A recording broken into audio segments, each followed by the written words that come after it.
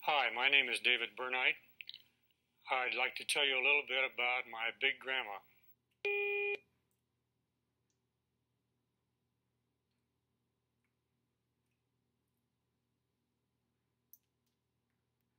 Some of my favorite memories are about big grandma. I called her big grandma because I also had a little grandma.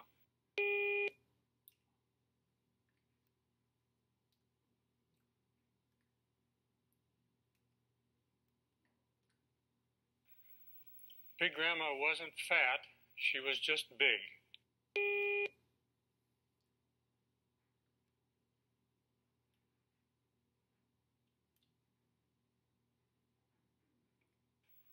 She grew up in Illinois of pioneer settler stock, and she just had big bones and was a big woman.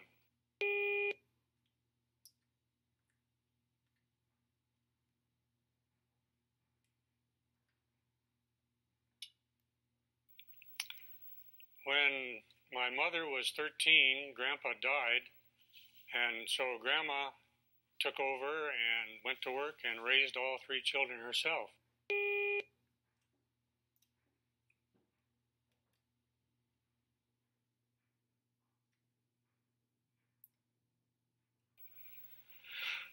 When I came along, Grandma was living about half the time with our family and half the time with her son.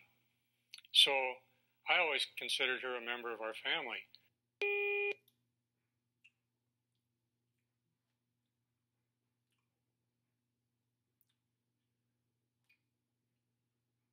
She would wash dishes and do the ironing and help my mother a lot. And I enjoyed Big Grandma.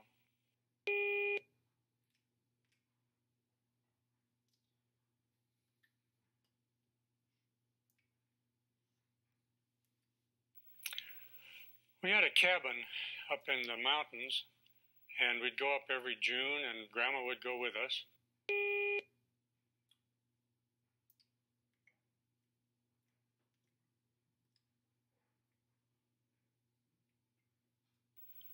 And after the sweeping and dusting and bringing down the cobwebs was done, Grandma would go for hikes with me.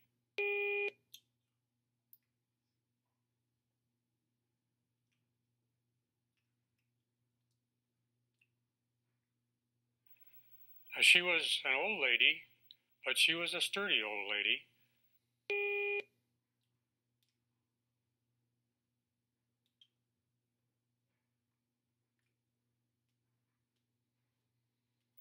She always took along a big walking stick, and she told me that it was to kill rattlesnakes with.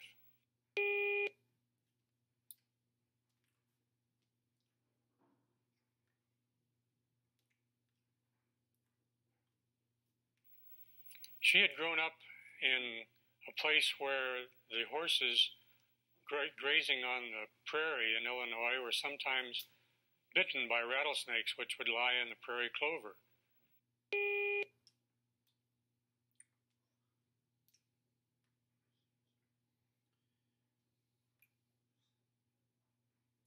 And so Grandma hated rattlesnakes, and whenever she would see one, she would kill it.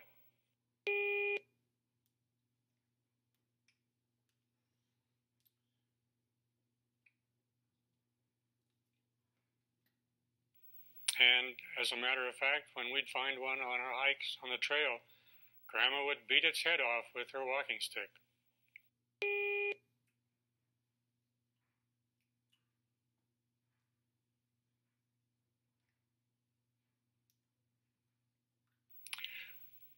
I think one of the funniest things that happened was one day when my dog Laddie cornered a skunk underneath our cabin.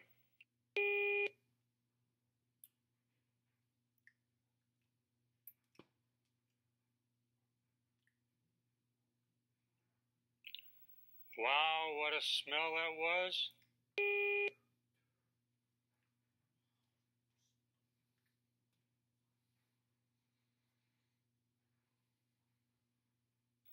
But Grandma was not even concerned.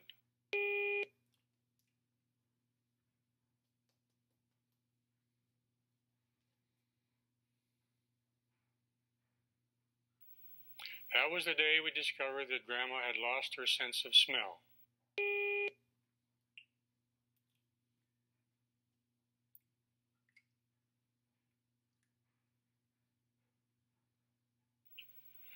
And as a matter of fact, now we understood why she'd been complaining lately that food just didn't taste as good as it used to. Because when your sense of smell goes, you lose your sense of taste too.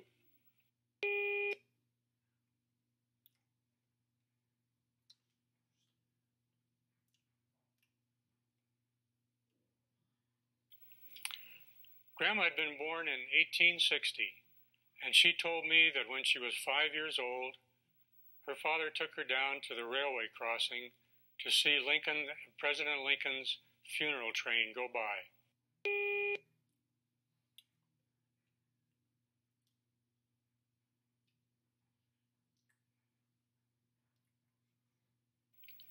To have that kind of living contact with our nation's history always thrilled me when I thought about it.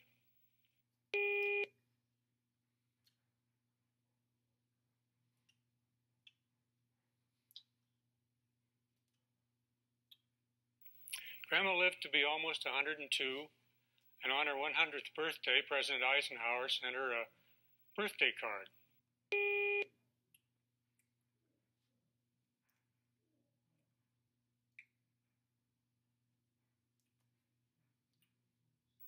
Of course, he sent birthday cards to every 100-year-old person, but we always thought that it was very special because Grandma was very special to us.